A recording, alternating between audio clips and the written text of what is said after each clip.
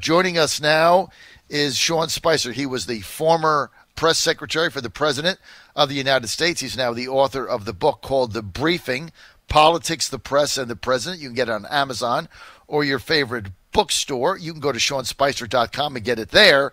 And he's also a senior advisor with America First Policies. Sean, welcome again. Great to have you. Hey, thanks for having me, John. I don't know why you're not here in Virginia. It's a nice balmy, like 42 degrees, and you seem to pick the right time to head down to Florida. I know. I heard the weather was changing, so I was like, I got to go down there and find out what's going on in the Senate race. So what better time than we have the balmy weather in Virginia, and I can finally get out of the rain. It is beautiful here, Sean, no question about it.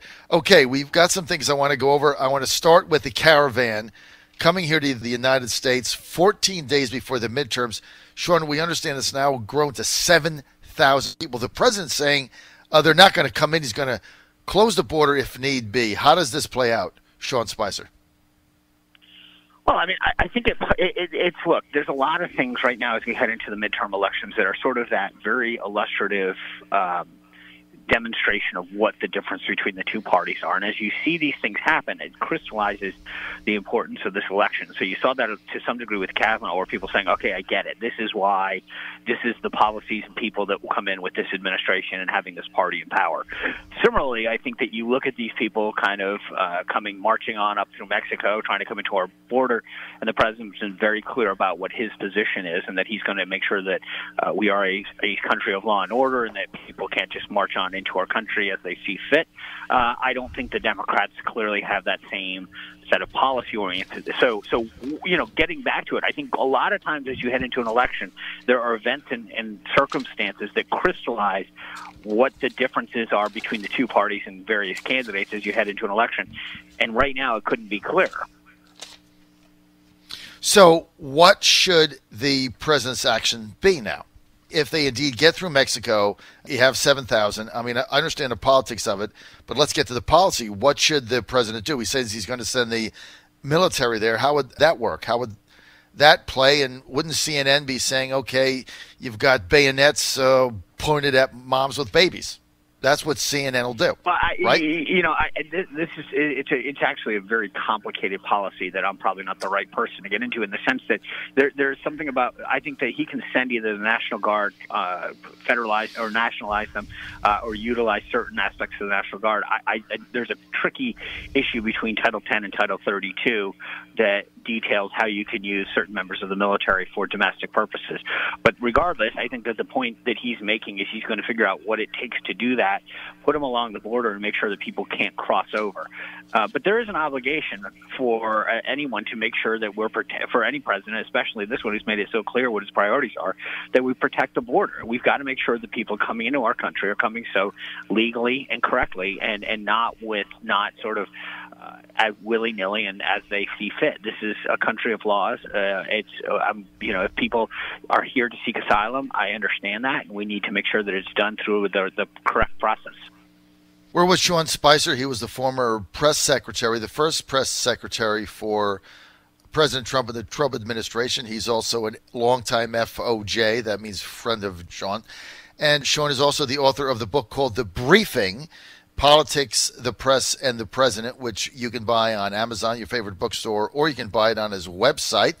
Go to SeanSpicer.com. He's also a senior advisor for America First Policies, the #1 political action committee in America that supports President Trump's America First agenda. Sean, the Khashoggi situation and Mohammed bin Salman. You were in the White House at the time. A lot of our relationship with the Saudis was being discussed. That was the president's first visit. But now MBS has really embarrassed President Trump with the nonsense that's gone on and what appears to be some kind of an assassination in their consulate. What do you think the president does now if it's proven to be true? And don't you find what MBS, if he was involved in signing off on this, don't you think that was basically a slap in the face to the president?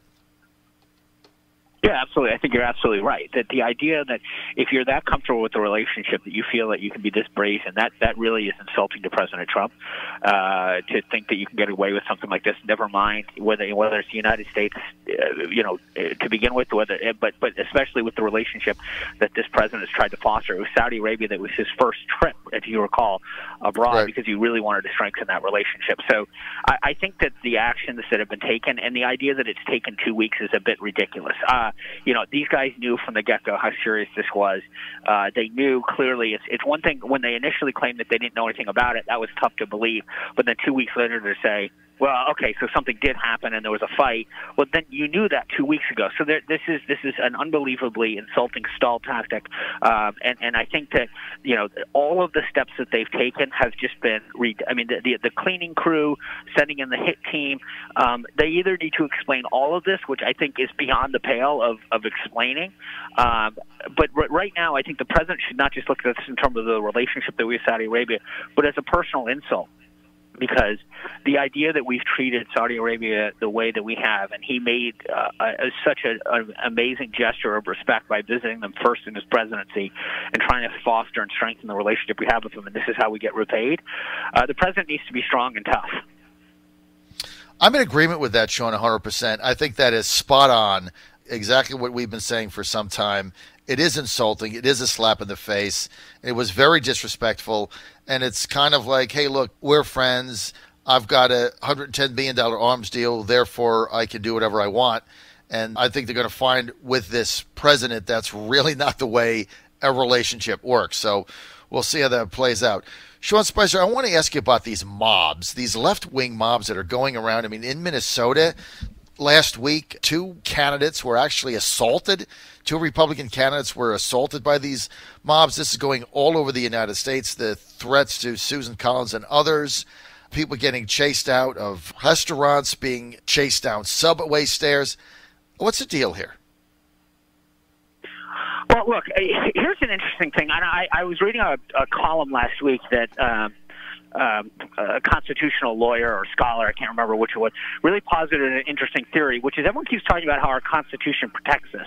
The reality is, if you actually read the First Amendment, it says that it protects our ability to peacefully assemble, right? And that's the key word, peacefully assemble. And if you think about how normally things work, you need, if you want to go assemble in a particular city, and whether it's Virginia or anywhere else, you get a permit and you go do it. That's because you have a right to do it. It just doesn't give you impunity to do it where and however you want.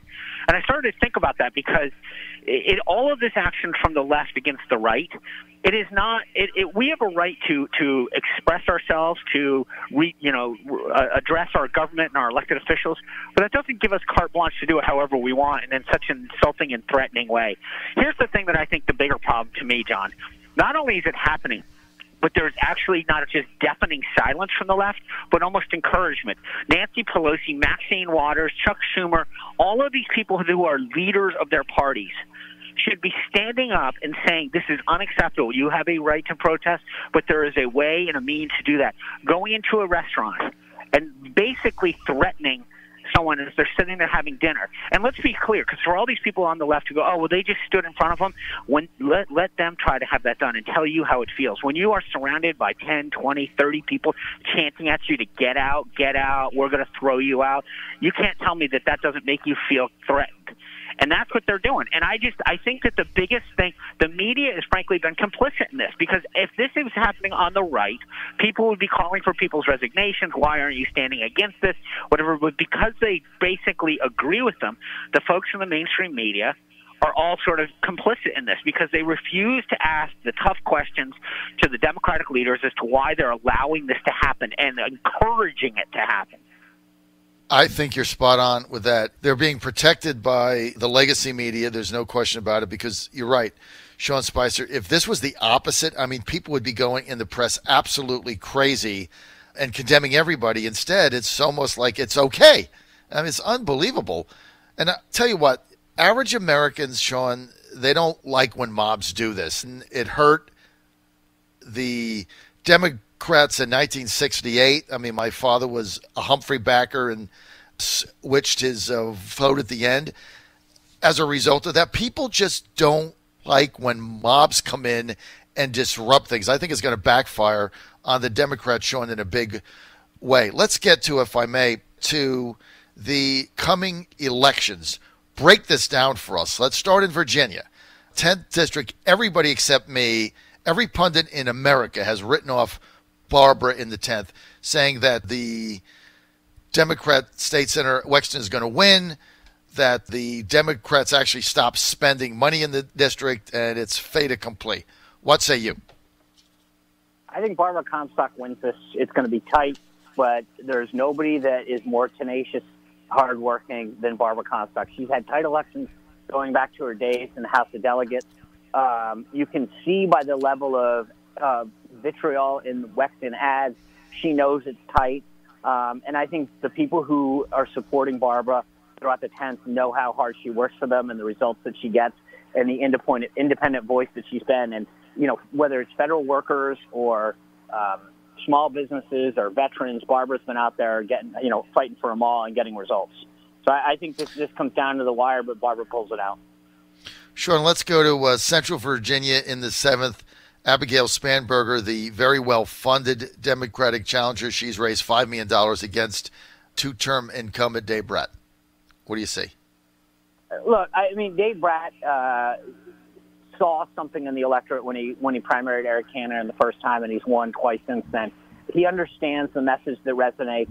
He's been a genuine, authentic representative of that district. And again, I think that people know him well enough. He's connected on a very authentic level, and I see Dave getting back in office easy. Sean, is there a pathway for the Republicans to maintain their majority in the House on November 6th? A legitimate pathway? Yeah. Oh, totally. Here's my prediction. I think that we can keep the majority. It may be by 3 or 4 seats, but it's definitely there. And you see most of these districts, whether it's Comstock in the 10th, Andy Barr down in Kentucky, Minnesota 6 and Minnesota 1. I mean, there's a lot of these that we actually can pick up. Not a lot. There's a handful of them. That's all we need. And then there are some. But you look like Pennsylvania. The Pennsylvania Supreme Court stacked the deck. Rewrote the congressional districts months before the election. Undid, what had been the tradition of Pennsylvania for years.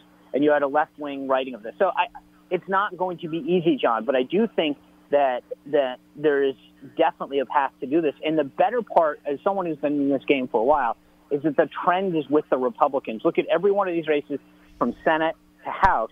It's actually kicking upwards. Barbara Comstock was written off for dead, 3 weeks ago, and she clawed her way back, and I believe she's now up 1 or 2 points. Mm-hmm. So basically, we know we're going to get hammered in Pennsylvania. Things are not looking good in New Jersey. There's a bunch of seats also we're going to lose in California, the Issel seat, and a lot of others for a variety of reasons. However, like you said, there's probably 3 seats the Republicans are going to pick up, right? That's kind of what I've heard. Those 2 in Minnesota, there's one other one. So that gives them 26-seat majority with those 3 they pick up, which means the Democrats have to almost run the table, right, on every competitive race. That is not easy to do. And I'm not sure where this blue wave is, but I think you're right. Republicans are coming back. Let's get to the U.S. Senate, where I'm predicting the Republicans are going to pick up 5 seats, starting right here where I am the next several days in Florida covering this race. What do you see on that side? Yeah, I've said for a long time that we have a 51-seat majority right now. I see us picking up between 2 and 5. I said 2 and 4, but I'm now adding another one. I think Florida is a pickup. Scott's going to beat Nelson down there. But then you look at the seats that we have to hold. There's 4 of them, Nevada, Tennessee, Arizona, and Texas, that they're aiming for. I think we keep all of them. Yep. And then I actually think, if you look at Missouri, North Dakota, those are both pickups, so that gets us up to 54. And then there's a bunch more that are coming down to the wire. Michigan, John James out there has really shown some tremendous progress and closed the gap. I don't know how much time we have left, but he should be he's on the top of that list too of people that come in at the end. What about Indiana? Oh, absolutely. Yeah, I mean, Indiana is definitely one where Donnelly has been, they keep trying to write these things where he's straddling the fence, but the voters don't want someone who's going to straddle the fence. They want a solid conservative, and I think that goes Republican. Montana. Montana's going to be close, but I'll tell you, Don Jr. and the team, America First, has spent over $1.5 million on the current set there. When Tester came out against Ronnie Jackson, he really set the ire of the president. This is a personal one for him, and he's going to continue to do what it takes. And as I mentioned, America First has already dropped another $1.5 million in ads. We were out there early when the Ronnie Jackson issue was happening, but Tester's got a lot to explain. I see Rosendale being able to pull this one off as well. I do also. So that's where I get 5. The Republicans hold in Nevada, Tennessee, Arizona, Texas, and they pick up Florida, Missouri, North Dakota, Indiana, and Montana. That gives them +5. Some of my friends telling me New Jersey is in play. I'll believe it when I see it, so I'm not going to go there right now. Sean, thanks for being with us, man. Always enjoy having you on. We go back, Sean and I. Enjoy the warm weather. All right, buddy. Sean Spicer, The Briefing. Go to SeanSpicer.com. I'll be right back.